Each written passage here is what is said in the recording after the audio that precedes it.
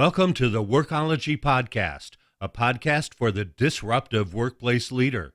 Join host Jessica Miller-Merrill, founder of WORKOLOGY.com, as she sits down and gets to the bottom of trends, tools, and case studies for the business leader, HR, and recruiting professional who is tired of the status quo. Now here's Jessica with this episode of Workology. The jobless rate ticked down again to 3.8% in May. It's another strong indication of a tight labor market and hot economy. That 3.8% number tied the lowest unemployment rate since 1969, nearly 50 years. Since then, the only other time unemployment was this low was in April 2000. It's because of the tight labor market, the increased need for STEM workers, and the limited number of H-1B visas that are available each year that companies are getting extremely creative and aggressive in their hiring of technical talent. Companies are increasingly looking towards recruiting current visa holders to their organization. Well, how does that work? Well, that's exactly what we're going to be talking about today with Jason Finkelman. We're talking about how to hire current visa holders. Jason is an immigration attorney dedicated to providing practical and innovative strategies to domestic and foreign businesses for foreign individuals in a variety of employment-based and family-based immigration matters. He has assisted hundreds of companies, investors, businesses, executives, professionals, skilled workers, students, and families with obtaining employment visas, lawful permanent residence, also known as green cards, and U.S. citizenship. Jason, welcome to the Workology Podcast.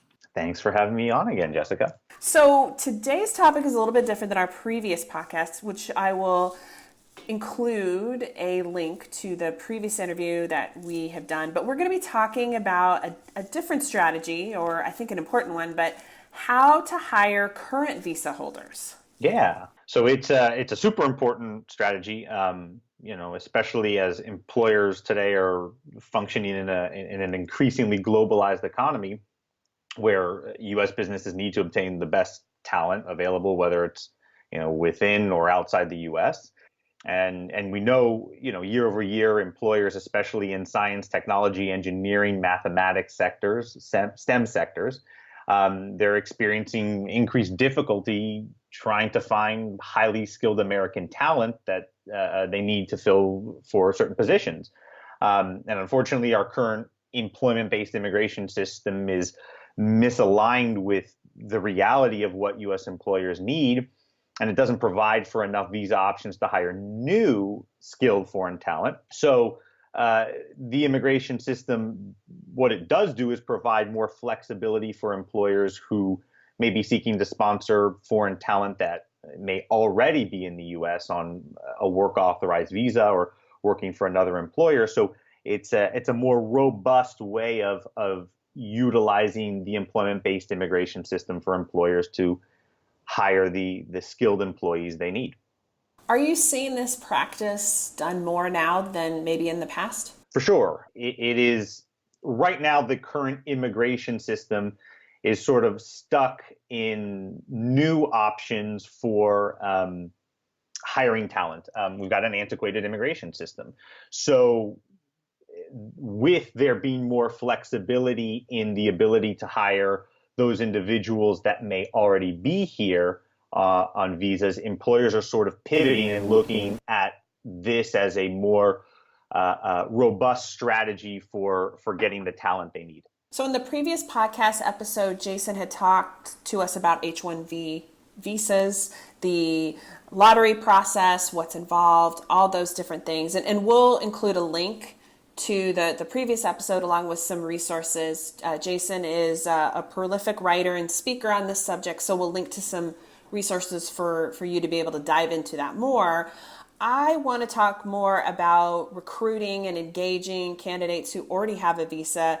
So first, kind of walk us through maybe the fees and paperwork that are associated with a visa transfer. Sure. So, in the H-1B visa context, and that's a lot of where this is happening, there's sort of three steps in the process. The first step is the employer filing a prevailing wage for the position in the geographic area. So establishing the prevailing wage, which is the statistical average wage for workers in a specific job, and then filing what's called a labor condition application with the U.S. Department of Labor to verify that the proposed employment of the H-1B worker meets the certain wage and working condition requirements. So that's usually the first step.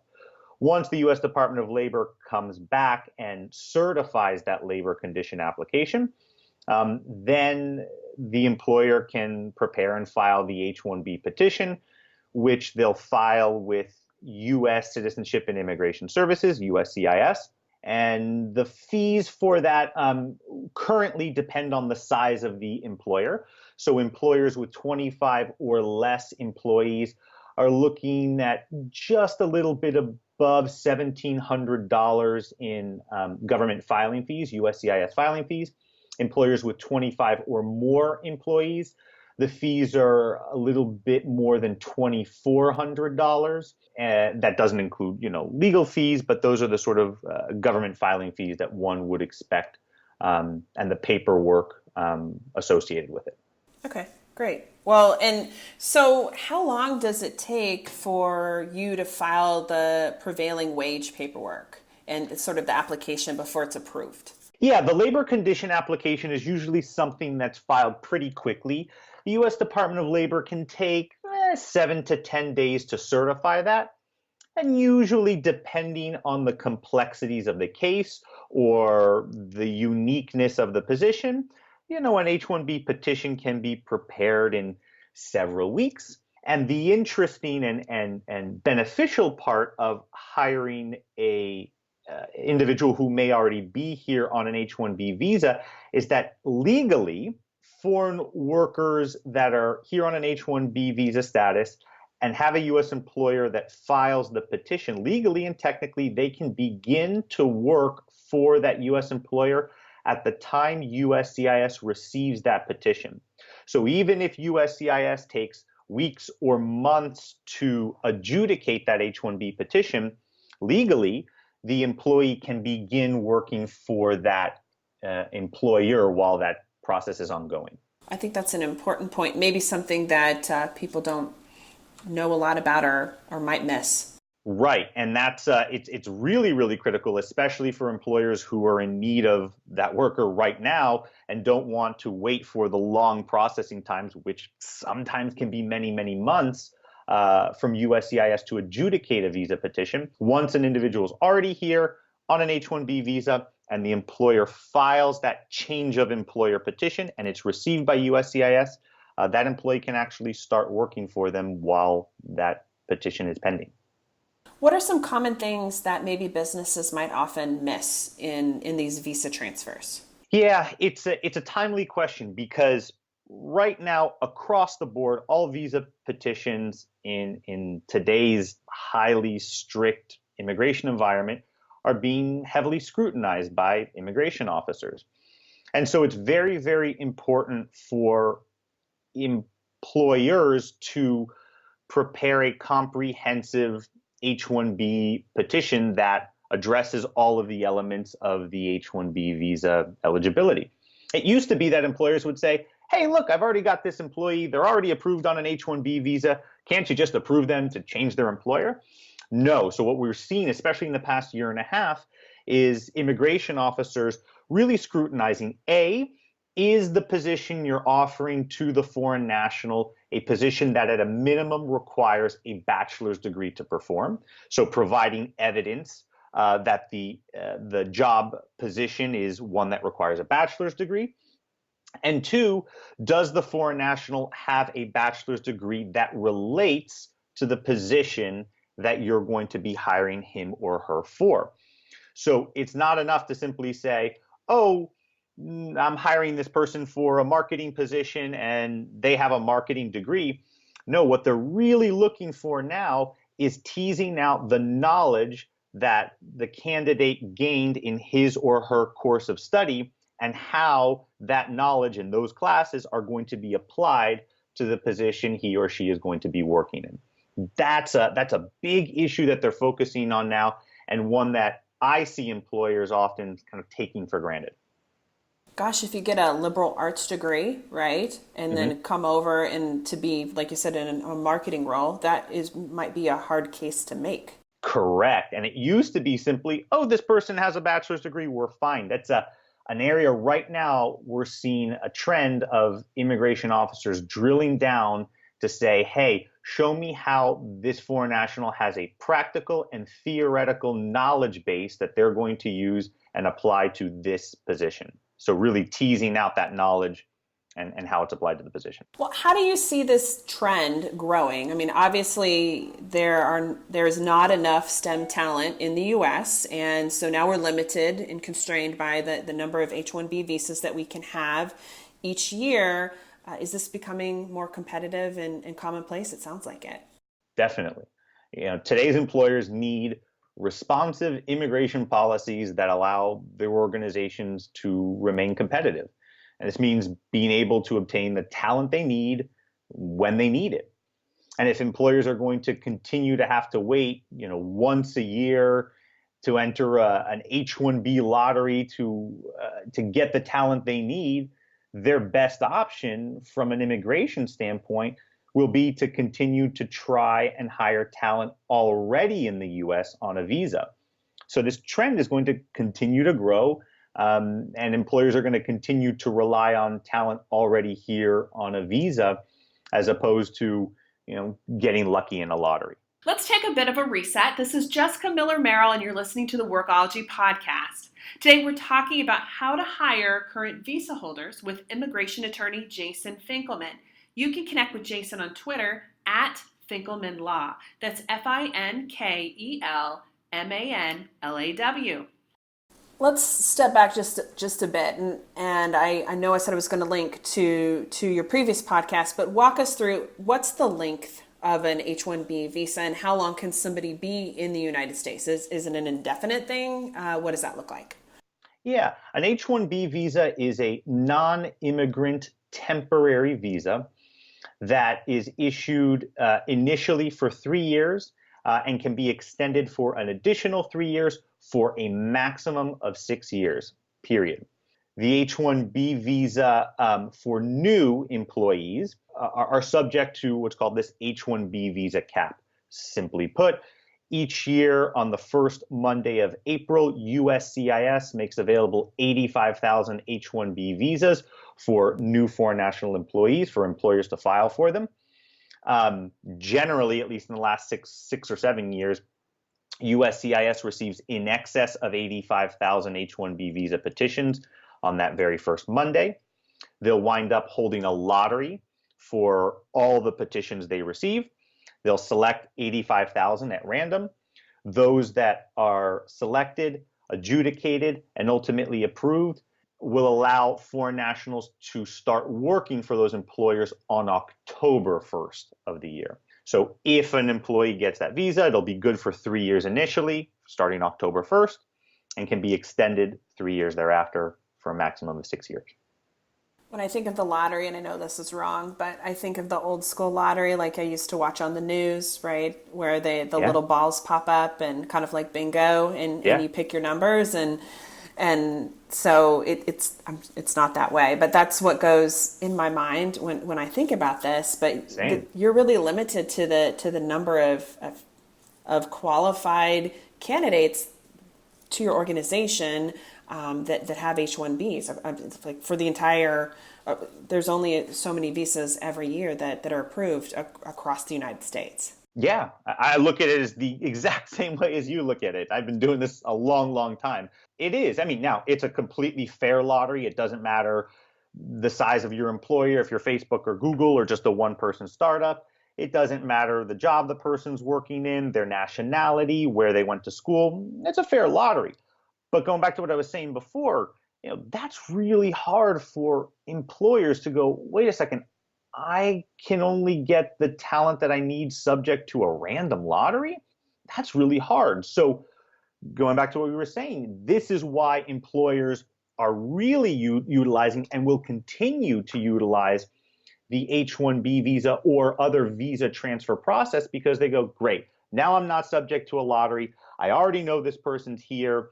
They've been approved. let me get him or her into my company so we can start working right away.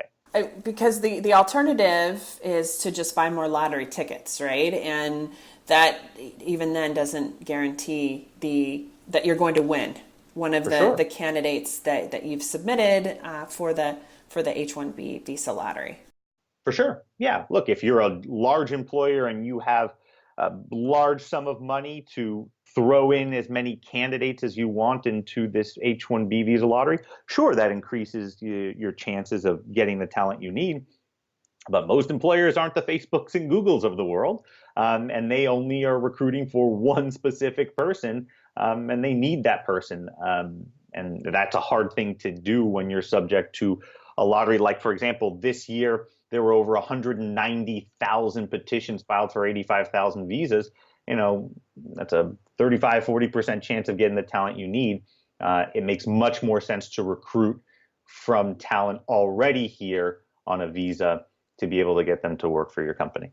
What are some of the most frequent questions and or advice that you seem to be giving HR and recruiting leaders right now? Can you share? Yeah, the advice I give is look, employment-based immigration will continue to be a productive method of acquiring top talent.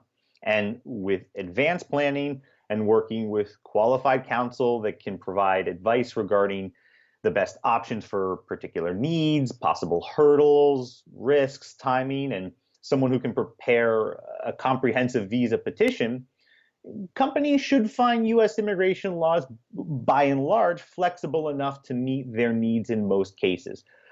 Despite what we hear on the news and despite what we talk about at conferences, and the immigration system still provides pathways for top talent to come to this country. Yes, adjudication trends are a little bit harder, but employers should not shy away from using the employment-based immigration route to recruit the best talent they need to grow and innovate with their companies. Any changes on the horizon for immigration? The hope is that the U.S. government will see that by modernizing our immigration system, employers will be better able to assess and access global talent, which will ultimately help them and the entire U.S. economy remain competitive.